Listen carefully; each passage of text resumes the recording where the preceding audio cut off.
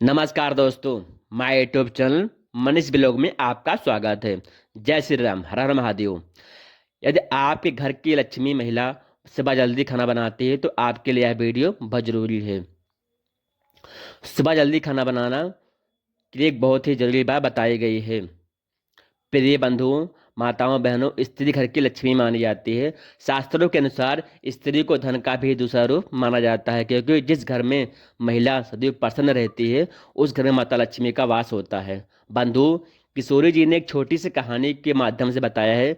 इसे जानना आपके लिए बहुत ही ज़्यादा महत्वपूर्ण है। जिस घर की महिला सुबह जल्दी खाना बनाती है और यह 5 महत्वपूर्ण काम रोज करती है तो उस घर में क्यों स्वयं लक्ष्मी जी वास करती हैं। किशोरी जी कहानी को शुरू करते हुए कहती हैं, किसी नगर में एक अव्वल दर्जे का आलसी रहता था। वह इतना आलसी था कि खटिया जिस करवट लेता उसी करवट लेता रहता था। करवट बदलने में उसको परेशानी नजर आती थी। पत्नी बेचारी जब किसी काम के लिए कहती तभी वह करवट बदलता और पत्नी की तरफ पीठ फेर कर पड़ा रहता। उसकी आदतों को देखकर पत्नी को विश्वास हो गया कि वह कभी कुछ नहीं कर सकेगा। एक दिन पत्नी ने बड़े प्रेम से उसे समझाया। बोली, मैं जानती हूँ कि तुम्हें खटिया से उठने में कष्ट होता है, किंतु इस तरह एक ही करवट लेने से आदमी नाकारा हो जाता है। अगर आप बाहर नहीं जाना चाहते हो तो खटिया पर बैठे बैठे कुछ करते रहो। आलसी सोचने लगा, ऐसा कौन सा काम है जिसे खटिया पर बैठे बैठे किया जा सकता है। कुछ देर बाद उसकी समझ में बात आई और वह बहुत खुश हुआ। खुश होकर पत्नी से बोला, अरे सुनती हो, मैंने बैठे बिठाए एक काम ढूंढ लिया। अब तुम्हें चिंता करने की कोई जरूरत नहीं है। पत्नी प्रसन्न हुई। अब कुछ तो घर का काम होगा। उसने सब्जी की टोकरी में चाकू रखा और आगे उसके रखती हुई बोली, अब बैठे बैठे सब्जी काट डालो। किंतु आलसी ने उस ओर ध्यान नहीं दिया। थोड़ी देर बाद पत्नी जब सब्जी लेकर पहुंची, पतिदेव खटिया पर बैठे हुए मक्खी आगे मार रहे थे। पत्नी ने देखा उनके बिस्तर पर 7 मक्खियां मरी पड़ी हुई। पत्नी को देखते ही उछलकर बोला, देखा मेरा कमाल, कितनी फुर्ती से 7 को मौत के घाट उतार दिया। और अब देखना कि पूरे दिन में कितनी मार सकता हूँ। आलसी महाराज को अब यही धुन सवार हो गई। उसे जहां मक्खियां दिखती वहीं फट से हाथ मार देता। कई बार तो अपनी ही गर्दन पर इतनी जोर से हाथ जमाया कि उसकी गर्दन टेढ़ी हो गई। कई बार अपनी पत्नी की नाक तोड़ दी मक्खी मारने के चक्कर में। उसने घर के भांडे बर्तन तोड़ दिए। उसने प्रतिज्ञा कर ली कि कम से कम 1000 मक्खियां मारकर ही दम लूंगा। जल्दी वह दिन आ गया जब उसकी प्रतिज्ञा पूरी हो गई। उस दिन आलसी ने सारे शहर का चक्कर लगाया। कंधे पर बांस का एक मजबूत डंडा रखा। वह खुशी से उछलता कूदता अपनी बहादुरी का बयान करता हुआ जा रहा था। सोच रहा था कि आज हजारों को मौत के घाट उतार आया हूं। यह सुनकर लोग भयभीत हो गए। सारे शहर में हवा की तरह बात फैल गई। उसने हजारों को मौत के घाट उतार दिया। लोगों ने उसका नाम हजार माही रख दिया। अब आलसी महोदय जिस सड़क या गली कूचे से गुजरते वहीं लोग भीड़ उमड़ पड़ती थी। उस बहादुर को देखना चाहिए जिसने हजारों को मौत के घाट उतार दिया। धीरे धीरे हजार मार सारे राज्य में प्रसिद्ध हो गया। कुछ दिनों बाद उस राज्य में एक दूसरे राजा ने अचानक हमला बोल दिया। राजा के पास उस समय कोई अच्छा सेनापति नहीं था। उसने दूतों को आदेश दिया कि वे तुरंत सारे राज्य में घूमकर देखें और जहां उन्हें सेनापति की युग कोई युवक दिखाई दे उसे फौरन हमारे दरबार में हाजिर करें। आदेश पाते ही दूत जहां जहां शहरों में घूमने लगे, उन्हीं दिनों में हजार मारी का नाम सर्वत्र गूंज रहा था। दूतों ने जब सुना तो वे उसके घर जाकर पहुंचे। राजा के दूतों को अपने घर पाया पाया देखकर हजार मारे भय से कांपने लगा। वह घर के अंदर एक अंधेरे कोने में दबकर बैठ गया। पत्नी से बातचीत होने पर मालूम हुआ कि राजा हजार मारी जैसे बहादुर को अपना सेनापति बनाना चाहते हैं, इसीलिए तुम उसे जल्दी हमारे साथ भेज दो। पत्नी को लगा जैसे वह कोई सपना देख रहा है।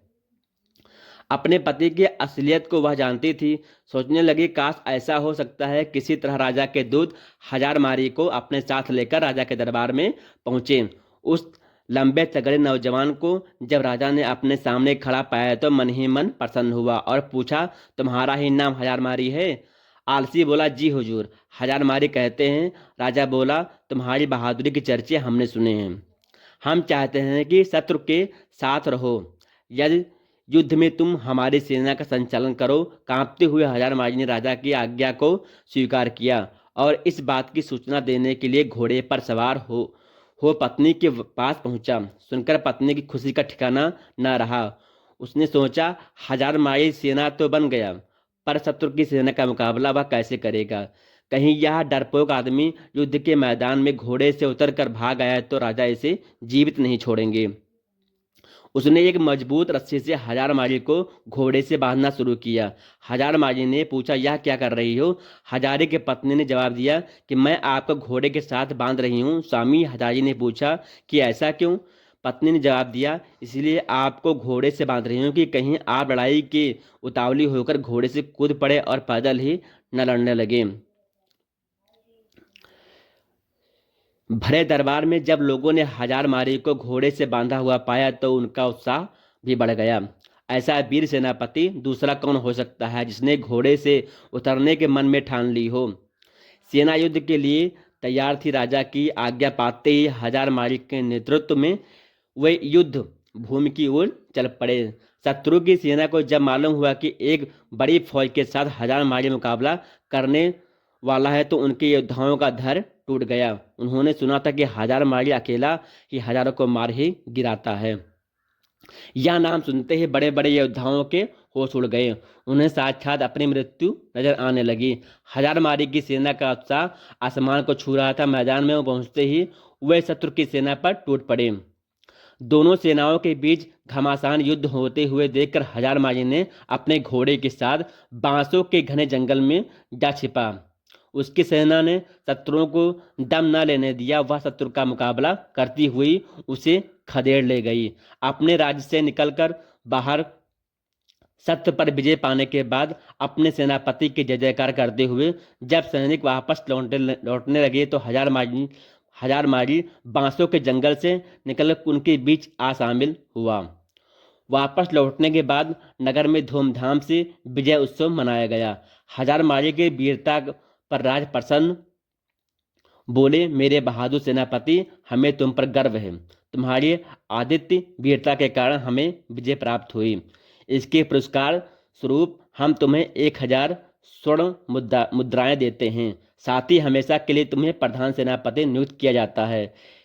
वह बहुत प्रसन्न हुआ, मन ही मन अपने भाग्य को सराहने लगा। उसके बाद राजा ने पूछा कि बहादुरी सेनापति हजार माली जी, आप हमें यह बताइए कि आप इतना बहादुर भरी काम इतनी आसानी से कैसे कर लिया? तब हजार माली ने बड़े ही गर्व के साथ जवाब देते हुए बोला कि हे राजन, यह तो कुछ भी नहीं है। यह सब मेरी समझदार और बहादुरी पत्नी की वजह से हुआ है। इसमें एक बहुत ही गुप्त काम छिपा हुआ है जिससे मैं आपको अकेले में राजमहल से बाहर अपने घर जाने के बाद ही बताना चाहूँगा। राजा ने पूछा कि सेनापति हजार, यह बताओ तुम यहाँ गुप्त बात क्यों नहीं बता सकते हो? तो उसने कहा, यही तो मेरी सफलता का राज है जिससे मैं सबके सामने नहीं बता सकता हूँ। आपको मेरे साथ महल में बाहर चलना पड़ेगा। तभी राजा ने कहा, ठीक है, मैं तुम्हारे साथ राजमहल से बाहर तुम्हारे घर जाने के लिए तैयार हूँ। तब राजा और सेनापति दोनों एक साथ राजमहल से सेनापति घर गए। घर पहुंचते ही उन्होंने देखा कि सेनापति हजार मेरी की पत्नी अपने घर में बैठी बड़ी बेसब्र से अपने पति का इंतजार कर रही थी। जैसे ही हजार माली की पत्नी ने सुबह सुबह अपने पति और राजा साहब को अपने घर में पाते हैं, वह तुरंत ही उठी और राजा साहब के सम्मान के लिए उपयुक्त व्यवस्था करने लगी। राजा का बड़े ही सम्मान से साथ स्वागत सत्कार किया। वह खाना खाना तो बहुत ही स्वादिष्ट बना चुकी थी। तभी उसने राजा साहब को खाना खाने के लिए चौकी सजा दी और राजा साहब को अच्छे से सुबह सुबह ही खाना खिला दिया।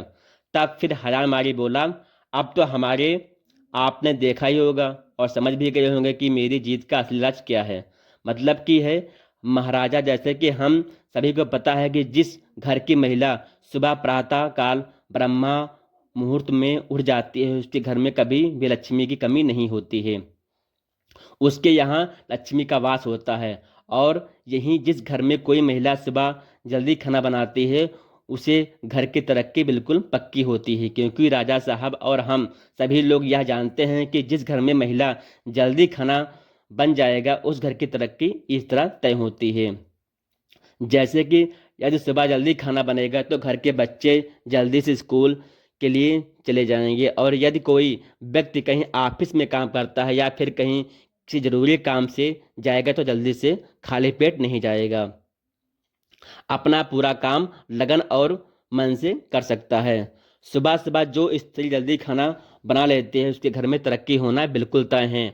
हजार बार ही वे फिर जो उसके जीवन में अपनी पत्नी के प्रति सहायता की बातें जितनी भी थी वह युद्ध में किस प्रकार से जीता, सब राजा साहब को पूरी कहानी बता देता है। तब राजा साहब यह सब जानने के बाद कहते हैं, आपने बिल्कुल सही कहा सेनापति, जिस घर की महिला सुबह जल्दी ब्रह्मा मुहूर्त में उठकर सारे घर के कार्य कर लेगी, वह सुबह जल्दी खाना बना लेगी, उस घर की तरक्की तो बिल्कुल तय है। उसके बाद राजा साहब ने हजार मारी की पत्नी को ढेर सारी आशरफियाँ और जवाहरात में सम्मानित किया। दर्शकों बंधुओं, आपको यह अच्छी तरह समझ में आ गया होगा कि किसी भी घर की तरक्की के लिए महिला का योगदान सर्वोपरि होता है। किसी ने कहा कि किसी कामयाब व्यक्ति के पीछे किसी महिला का हाथ जरूर होता है। घर की महिला यदि चाहे तो घर को स्वर्ग बना सकती है। तो आशा करते हैं कि यह वीडियो आपको अच्छी लगी होगी। यदि आपको अच्छी लगी है तो इस वीडियो को लाइक और चैनल को सब्सक्राइब कर लीजिएगा। जय माता लक्ष्मी देवी।